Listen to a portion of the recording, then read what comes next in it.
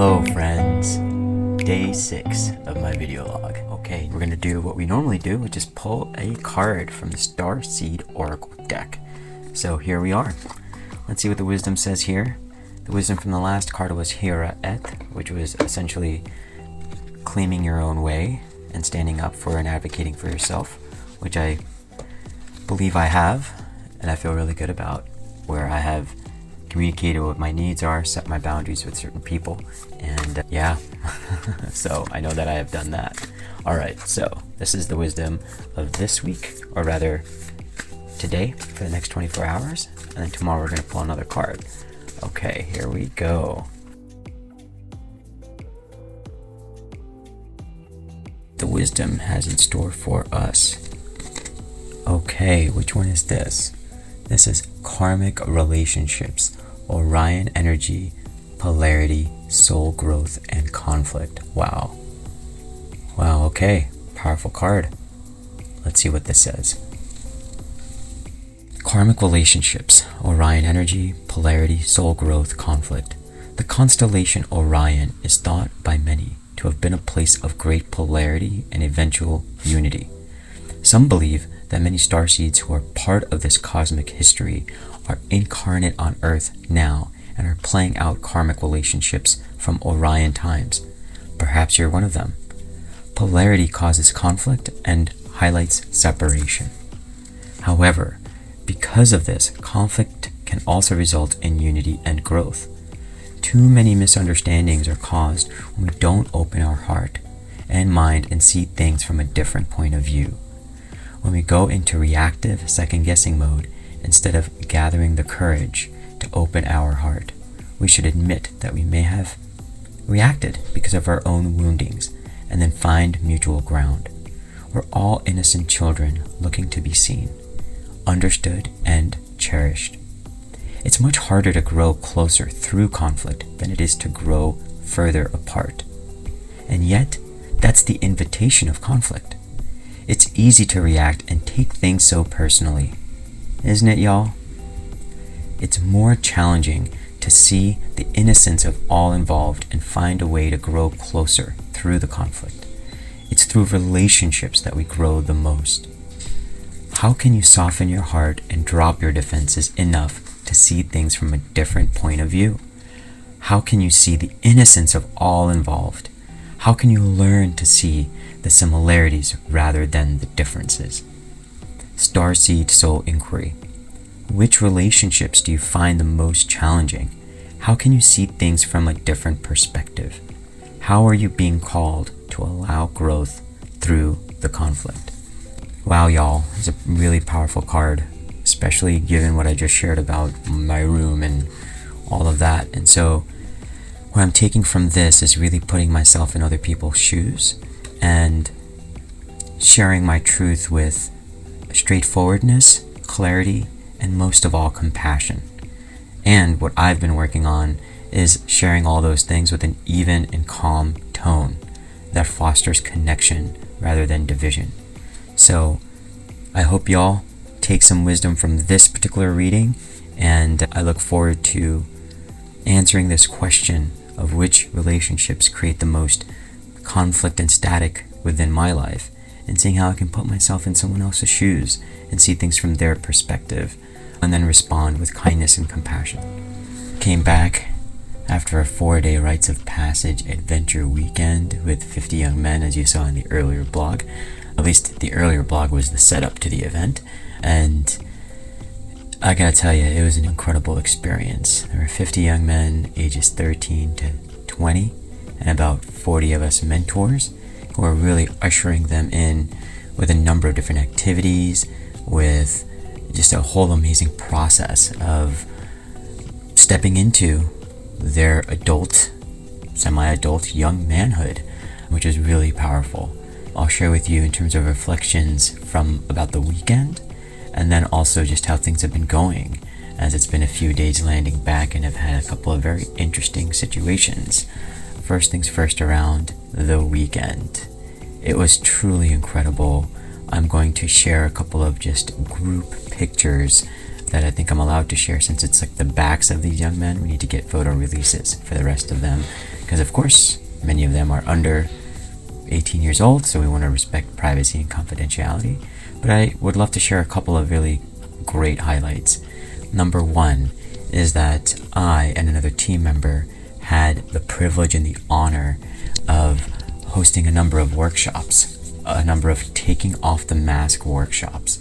Quick life update, those of you who may not know, several months ago I joined a full-time position in the role of director for an organization called Ever Forward Club, which is all about creating safe spaces for social emotional learning and leadership for young people. Although we serve all young people, a lot of the work that we do is particularly for young boys around emotional learning, social emotional leadership, and emotional regulation. Yeah, that's the organization. And my role in there is to expand our work and bring our work to 1 million people. Our goal is to reach 1 million people within 2 years, that's 2025, and 500,000 by next spring. The organization has reached 75,000 people. So young people as well as adults, educators across, that's 75,000 folks across 17 countries, which is quite extraordinary. So actually the shirt that I'm wearing right now is made by a young mentee from Yuma, Arizona, and it reads, "There is more to me than you can see just by looking at me." So the workshop was all about what are the things that we present to the world in terms of the masks that we wear, and what are the things that we don't usually let people see. And I led 2 of the workshops solo, which was fantastic and just incredibly beautiful. I'm going to tell you, friends, and each of the workshops was anywhere from 8 to 9 young men. And in one of the workshops that I was in, it was really touching, sobering, and beautiful. Actually, many of the young men even shared experiences that they had around either suicidal ideation or even suicide attempts. This one young man who was 16, he had shared about how when he was 13, he had attempted to hang himself. And that's just a powerful share, and that opened up a safe space for other young men to share about their experiences. And I'll share here authentically and vulnerably, and I've shared this in interviews and different podcasts as well, that the first time that I ever thought about ending my life because of just feeling alone and isolated was actually when I was 6 years old. I was at a Sunday school. It was called Vivekananda Vidyapit, and during that Sunday school we had a summer camp, and on the property there was a big lake. And I remember even as early as 6 years old feeling just so different from everyone else, feeling I'm not from around here, I'm not from this planet, and just staring at that lake and really just desiring to step in, really end it. And that was when I was 6. And when I was 11, I actually swallowed like 20 or 30 Tylenols because I was bullied for years when I was growing up. I was at that point in New Jersey. There was only a couple of us Indian families in this whole suburban town. It just felt so different from everyone else, isolated and alone, and actually hopeless and helpless. And I was 11, and there's a lot going on also in my family dynamic. Of course, I love my parents. They're amazing. They're fantastic. I love them to death. And as a young person going through a lot of different transitions, it was tough. I'm sharing that, all of you, very vulnerably. And this was the makeup of the workshop. It was an 1.5 hour long workshop where we discussed a lot of things. And then we also had fun and play around being able to dissipate the charge of these deeper traumatic experiences that so many of us experience without even knowing that maybe you have gone through something like this, or maybe one of your friends has gone through something like this. And oftentimes when we're friends or in casual social situations, these kinds of things don't come up, right? Unless you're really doing process work together. So it was just incredibly touching. So those are the 2 workshops, which was amazing. And then Saturday night we did a grief ritual. What was incredible about this whole rites of passage weekend, and apologies if this is getting long, but what was so incredible about the weekend was that there was, a circle of elders who distinguished the difference between being an older person and being an elder who's really gone through their own fair share journey of suffering and has done their inner work to be able to hold space for people of our age, of people in their, I would say, the sandwich generation, which is if you're in your 30s, 40s, or even your early 50s. It's truly incredible when you're held in a space of elders who openly and authentically are able to share about their journey, not just all the good stuff and all the highlights and all the awards that they've won, but actually about those experiences of them in the mud and how they navigated through that. And to be in a space where instead of people giving you advice on certain things, they're just able to sit with you while you process your own experience. So that was pretty incredible.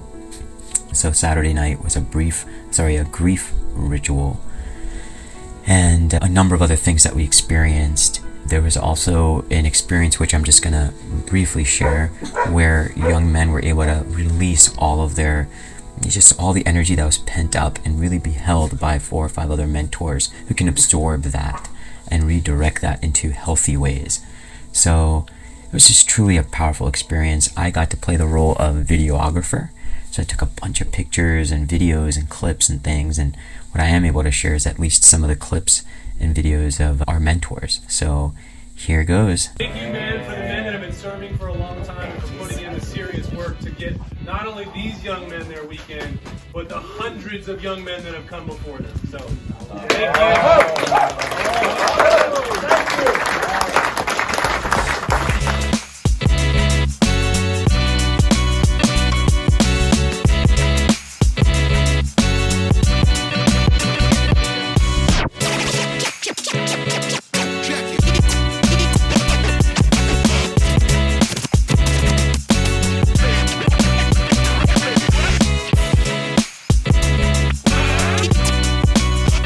The way that the Young Men's Ultimate Weekend puts young men through challenge.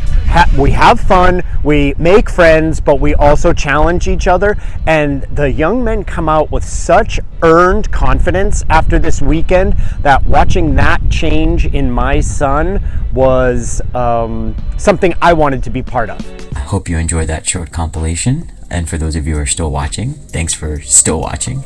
Now on to just some more reflections of when I returned.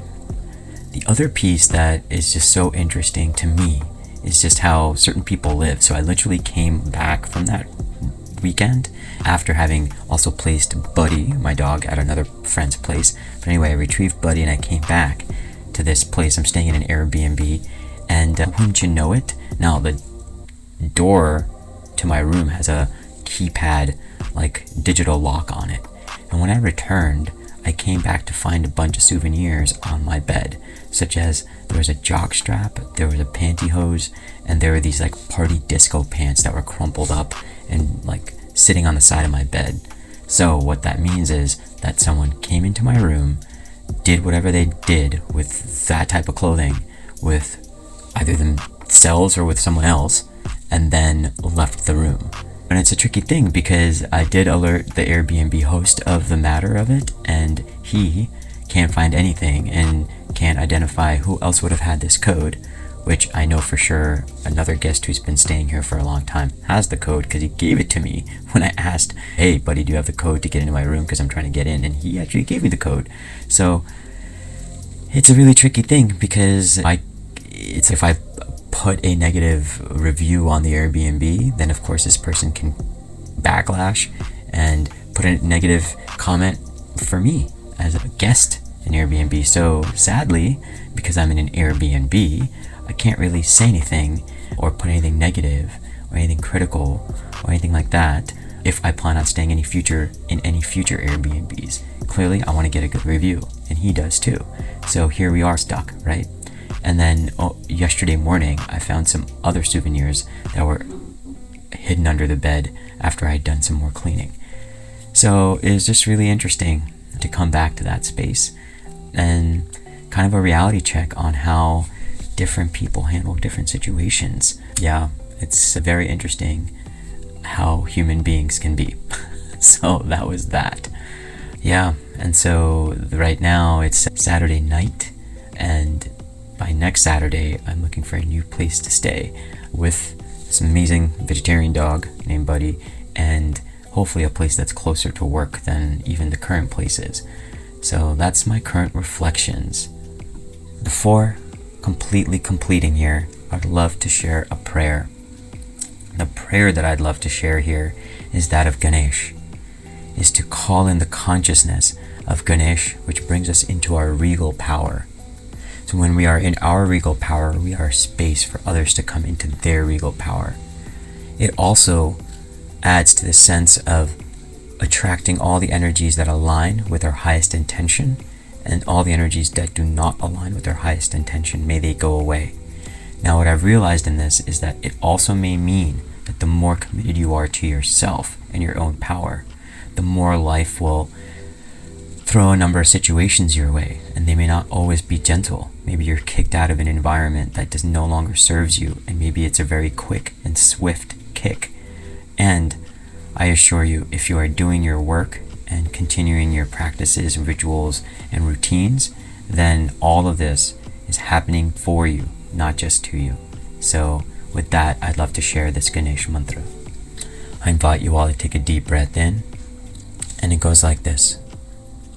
Om Gananam Tva Ganapati Gum Havamahe Kavim Kavinam Upamashravasthamam Jeshtarajam Brahmanam Brahmanaspata Ana Shunavannoti Siddha Sadhanam.